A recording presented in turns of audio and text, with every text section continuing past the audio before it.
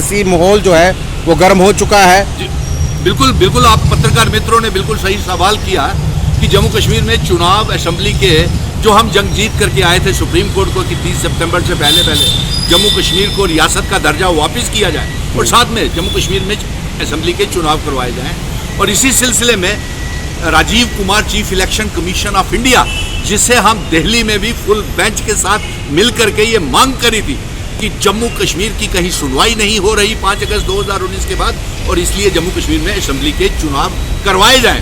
और इस सिलसिले में जम्मू कश्मीर में आए हुए हैं और आज बहुत भारी विरोध प्रदर्शन जम्मू कश्मीर के लोगों ने किया है चुनाव आयोग को ये पैगाम पहुंचाने के लिए कि जम्मू कश्मीर में जल्द से जल्द असेंबली के चुनाव करवाए जाएं और तारीखों का ऐलान किया जाए।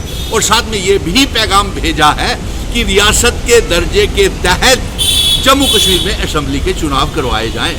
और इसलिए जो पत्रकार मित्र मुझसे बार बार ये पूछ रहे हैं और उनका ये कहना है कि अब क्या होगा सियासी जो हालात बदल रहे हैं, तो मैं आपसे जानना चाहता हूं कि कौन से सियासी हालात बदलने की आप बात कर रहे हैं। ऐसा लग रहा है कि आपको कहीं ना कहीं जो सूत्रों के हवाले से पता चल रहा है या नेशनल कॉन्फ्रेंस या कांग्रेस से आप इलेक्शन लड़ेंगे। देखिए, मुझे समझ नहीं आता कि पत्रकार मित्र कहां से ये बातें ढूंढ लेते हैं। ऐसा कोई प्रपोजल अभी जब आएगा तो सोच विचार करेंगे।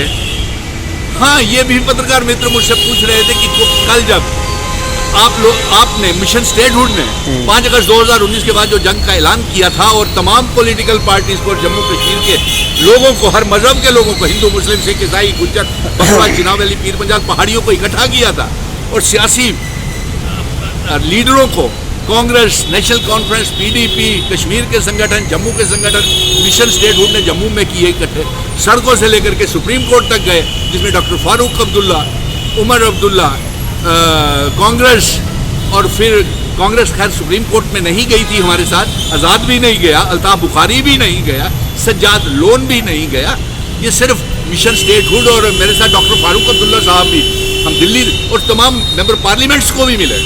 यानी कि इसमें कोई कुताही हमारी तरफ से नजर नहीं आई और आगे भी अभी ये संघर्ष जारी रहेगा। ऐसा तो नहीं होगा कि चाणक्य को कहीं ना कहीं इलेक्शन लड़ा दी जाएगी और चाणक्य नीति फिर अपनाई जाएगी किसी पार्टी द्वारा? चाणक्य आप किसे कह रहे हैं? आपको चाणक्य बोल रहे हैं। कौन भाई, नेम बोलिए। सुनील डिम्पल चाणक्य नीति अपनाता है, उसको किसी पार्टी से इलेक्शन लड़वा कर चाणक्य अपने साथ मिलाया जाएगा? नहीं, देखिए ऐसा मैं इस सिलसिले में मैं क्या जाऊं। आप पत्रकार मित्र अपने अपने सूत्र इस्तेमाल करते रहते हैं। आपने पहले ही कह दिया था कि कांग्रेस के साथ नेशनल कॉन्फ्रेंस अलायंस नहीं करेगी, तो वो साबित हो गया। आप लोगों ने ढूंढी ये बात, मुझसे भी ये सवाल पूछ रहे थे कि मैंने सभी को इकट्ठा किया था, अब क्या करूंगा मैं, जबकि हमारे डॉक्टर फारूक अब्दुल्ला साहब जो नेशनल इंटरनेशनल लेवल के 70 साल पुरानी पार्टी है नेशनल कॉन्फ्रेंस, कांग्रेस भी 100 साल पुरानी पार्टी है, कांग्रेस भी, तो वो नेशनल पार्टी है, ये जम्मू कश्मीर की रीजनल और सबसे बड़ी पार्टी है और इसके प्रेसिडेंट जो है वो नेशनल इंटरनेशनल लेवल के नेता हैं। तो उन्होंने कुछ फैसले लिए होंगे। मैं ना तो प्रवक्ता नेशनल कॉन्फ्रेंस का हूँ, ना मैं कांग्रेस का हूँ और ना ही मैं पीडीपी का हूँ। उससे पहले आप पत्रकार मित्रों ने मुझे कहा आप गुपकार के हैं। अरे मैं गुपकार का कभी नहीं था, मैं जम्मू कश्मीर का डोगरा बेटा। जम्मू कश्मीर का बेटा होने के नाते मैंने महाराजा हरी सिंह जी की जिस रियासत, जिस मुल्क का इल्हाक भारत के साथ किया था, जिसका कभी कोई प्राइम मिनिस्टर होता था, सदर रियासत होता था, घटा करके कांग्रेस ने इसे रियासत बना दिया मुल्क से, और उस मुल्क के रियासत से चीफ प्राइम मिनिस्टर का पद पोस्ट भी छीन ली। और 5 अगस्त 2019 को भारतीय जनता पार्टी ने इंस्ट्रूमेंट ऑफ असेशन इल्हाक की शर्तें सारी तोड़ दी।